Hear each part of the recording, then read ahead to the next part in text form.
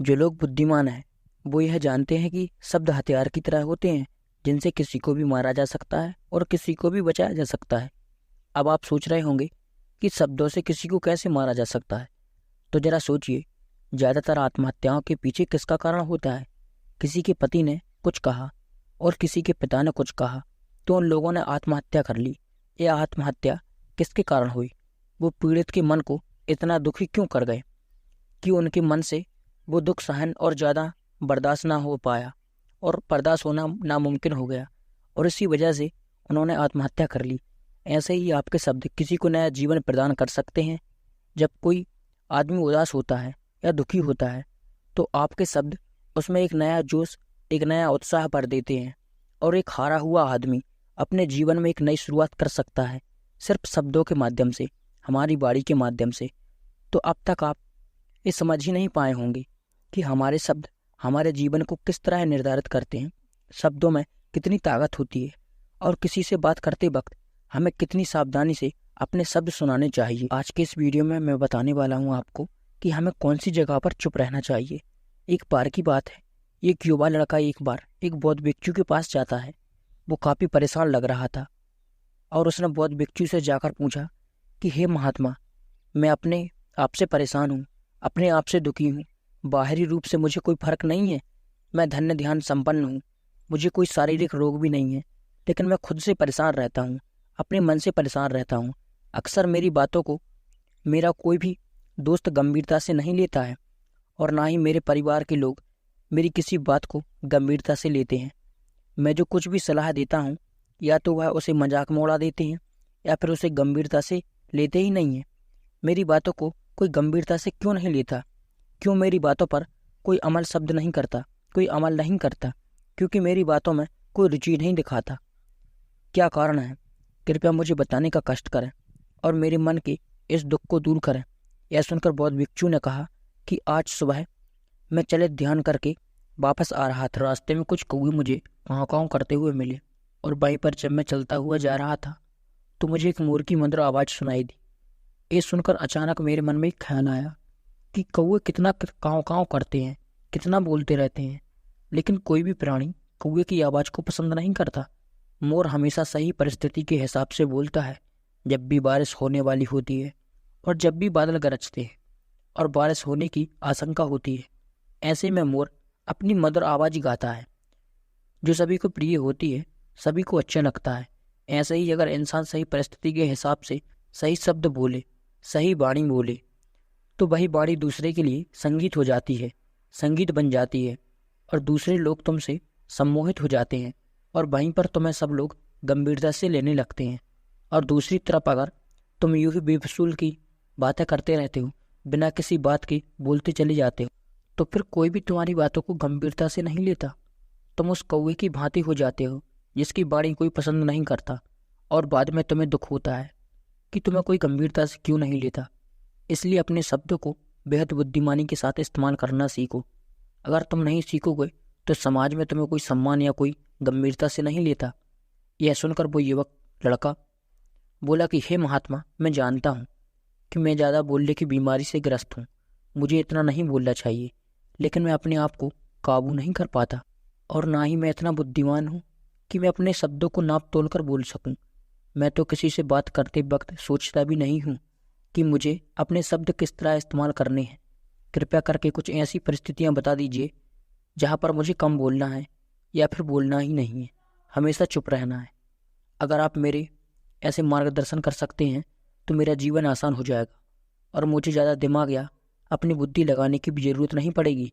यह सुनकर बौद्ध भिक्षु ने मुस्कुराया और कहा कि बेटा, वैसे तो इंसान को हर परिस्थिति में सोच समझ कर ही बोलना चाहिए, लेकिन अगर वो हमेशा होश नहीं रह पाता है, होश में नहीं रह पाता है, ध्यान में नहीं रह पाता, तो मैं तुम्हारे दैनिक जीवन की कुछ ऐसी परिस्थितियाँ बता रहा हूँ जहाँ पर तुम्हें हमेशा चुप रहना चाहिए। अगर तुम ऐसी जगहों पर कुछ बोलोगे तो तुम्हारा अपमान ही होगा या फिर तुम्हें कोई गंभीरता से नहीं लेगा। सबसे पहली जगह, या यूं ही कहें ऐसी परिस्थिति जहाँ पर इंसान को हमेशा चुप रहना चाहिए, वो है जब किसी ऐसे विषय के बारे में बातचीत हो रही हो जिसके बारे में आपको कोई जानकारी ही नहीं है, तो ऐसी परिस्थिति में बोलना व्यर्थ है। बीच में टांग अड़ाना, अपमान ज्ञान देना, व्यर्थ का ज्ञान। आपको कुछ पता नहीं है लेकिन फिर भी आप अपना ज्ञान देने के लिए उत्सुक हैं, तो ऐसी जगह पर आपका अपमान ही होगा, आपको कोई सम्मान नहीं देगा। जरा तुम खुद सोचो, जब कोई बीमार आदमी अपनी बीमारी के बारे में चर्चा कर रहा है और आपको उस बीमारी के बारे में कोई भी ज्ञान नहीं है, लेकिन फिर भी आप अपना व्यर्थ का और बेकार का ज्ञान उन्हें दे रहे हो और ऐसी औषधियाँ बता रहे हो जिनका उस बीमारी से कोई तालमेल ही नहीं है, तो ऐसे में आप अपनी प्रतिष्ठा अपने हाथों से खो रहे होते हो और आपको पता ही नहीं होता है। ऐसी परिस्थिति में आदमी को हमेशा सुनना चाहिए। ध्यान से भी सुनने की एक कला होती है। अगर आप सुनने का दिखावा करेंगे तो कहीं ना कहीं सामने वाले आदमी को यह एहसास हो ही जाता है कि ये मेरी बात पर ध्यान से नहीं सुन रहा, ये मेरी बातों पर ध्यान नहीं दे रहा। इसलिए जब आपको किसी विषय के बारे में पूरी जानकारी ना हो तो वहाँ पर केवल अपने कान लगा कर ही ज़्यादा सुनना चाहिए। आप उस इंसान की बातें ध्यान से सुन सकते हैं और इसी बीच आप दोनों के बीच एक संबंध पैदा कर सकते हैं। बेटा, दूसरी जगह जहाँ इंसान को हमेशा चुप रहना चाहिए वो है खाना खाते वक्त।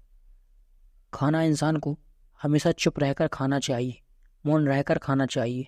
महात्मा बुद्ध और उनके भिक्षु हमेशा चुप रहकर भोजन करते हैं, शांत भाव से भोजन करते हैं, परिपूर्ण होकर भोजन करते हैं, पूरी तरह से करते हैं, एक एक टुकड़े का स्वाद लेकर भोजन करते हैं। और ऐसा भोजन जब आपके शरीर में पहुंचता है तो वो आपके अंग अंग तक ऊर्जा पहुंचाता है। अक्सर हम भोजन करते वक्त कुछ ना कुछ बोलते रहते हैं, कुछ ना कुछ सुनते रहते हैं, लेकिन मौन रहकर पूरा स्वाद लेकर उस भोजन को कभी नहीं करते। हम उस भोजन को करते वक्त आधे अधूरे ही रहते हैं, इसलिए हमारा शरीर रोगों से ग्रस्त हो जाता है। जरा तुम कुछ सोचो, बौद्ध भिक्षु हमेशा भिक्षा लेकर भोजन करता है और भिक्षा भी कितनी, कुल मामूली सी, और वो भी एक वक्त की। तो एक वक्त भोजन करने के बाद भी वो इतने स्वस्थ रहते हैं, इतने उत्साह और जोश भरे आनंद भरे रहते हैं। और हम तो खाना खाते हैं, इतनी सारी भोजन की सामग्री हमारे लिए उपलब्ध होती है, लेकिन हमारे शरीर में कोई ऊर्जा ही नहीं होती है। इसका सबसे बड़ा कारण होता है कि जब हम अपना भोजन होश में नहीं करते, परिपूर्ण होकर नहीं करते, मौन रहकर नहीं करते, इसलिए अपना भोजन हमेशा मौन रहकर ही करना चाहिए। तो बेटा, तीसरी बात जहाँ पर आपको चुप रहना सीखना होगा, और आपने चुप रहना सीख लिया तो इसका मतलब यह है आपने अपने ऊपर विजय हासिल कर ली। जी हाँ, गुस्से में शांत रहना या चुप रहना इतना आसान नहीं होता। अक्सर हम गुस्से से भर रहे होते हैं और कुछ ऐसे शब्द या अपशब्द बोल जाते हैं जिसका पश्चाताप हमें हमेशा रहता है, लेकिन जुबान से निकला हुआ शब्द वापस नहीं हो सकता, उस शब्द को मिटाया भी नहीं जा सकता। जब वो जिंदगी भर हमारे दामन से जुड़ा जाता है और वो गुस्से से बोला गया शब्द हमारे मन में समय समय पर बेचैनी पैदा करता रहता है, दुखी करता रहता है, लेकिन गुस्से के वक्त चुप रहना हमने सीख लिया तो हम बहुत कुछ हासिल कर सकते हैं। चौथी जगह, आप जहाँ चुप रहेंगे तो आपके लिए वही सबसे ज़्यादा बेहतर होगा, वही आपको सम्मान दिलाएगा। चौथी जगह है, जब चार लोग आपस में बैठकर बातें कर रहे हों, कोई बैठक कर रहे हों, तो वहाँ पर जब चार लोग बात कर रहे होते हैं तो चारों लोग एक साथ तो बात कर नहीं सकते। एक बार एक व्यक्ति बोलेगा और तीन सुनेंगे, तभी वो बैठक कामयाब हो पाएगी, तभी वो चर्चा सही रूप से आगे बढ़ पाएगी। लेकिन अगर कोई आदमी ऐसा बैठा हुआ है जो बीच में ही दूसरे की बात काट कर अपनी बात को ऊपर रखना चाहता है, तो ऐसे में वो चर्चा या वो बैठक आपको कहीं कहीं नहीं पहुंचाएगी और चारों लोगों के बीच आप सबसे मूर्ख कहलाओगे। अगर आपको अपनी बात कहनी है तो सामने वाले को अपनी पूरी बात करने दो, उसके बाद अपने विचार रखो। यही एक भद्र पुरुष या फिर कहीं अच्छे आदमी की पहचान होती है। और आखिरी जगह, अगर हमारे माता पिता हमें कुछ कह देते हैं, हमारे बड़े बुजुर्ग हमें किसी बात पर डांट देते हैं या हमें थप्पड़ भी मार देते हैं, तो ऐसी जगहों पर आपका चुप रहना ही उसके प्रति सम्मान दिलाएगा, उसके प्रति आदर का भाव व्यक्त करेगा। अगर आप उनके सामने उनका विरोध कर देते हैं, उनका विरोध कर रहे हैं, तो वो गुस्सा होते हैं और थोड़ी देर बाद शांत हो जाएगा, लेकिन वो कहीं ना कहीं कही गई बातें, वो विरोध किया हुआ शब्द या फिर कुछ भी उल्टा सीधा हमेशा आपके मन में सताएगा और सताता रहेगा। आपके माता पिता को हमेशा यही लगेगा कि आज ही हमारी इज्जत नहीं करता, आज ही हमारी बात नहीं मानता, क्योंकि ये कमाने लगा है, ये बड़ा आदमी बन गया है। ऐसी ऐसी बातें उठेंगी, ऐसे ऐसे तंज कसे जाएंगे। इसलिए ऐसी जगहों पे आप मौन रहें, चुप रहिए, कुछ मत बोलिए। अपने गुस्से को अपने अंदर ही रख लीजिए। कुछ व्यायाम कर लीजिए, भाग लीजिए, दौड़ लीजिए, आपका मन हमेशा शांत हो जाएगा। आखिर में बौद्ध भिक्षु ने अपनी बात को ख़त्म करते हुए कहा कि कम शब्दों में अपनी भावनाओं को उतारना सीखो। शब्द हथियार की तरह होते हैं।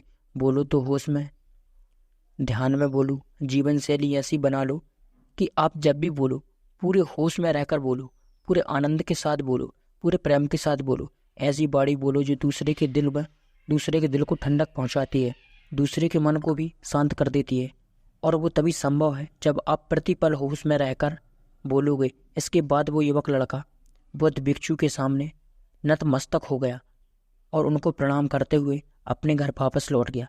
तो दोस्तों, आशा करता हूँ आज की इस कहानी से आपने कुछ ना कुछ तो नया सीखा होगा। अगर कुछ ना कुछ सीखा है तो एक बार कमेंट में नमो बुद्धाय जरूर लिख दें।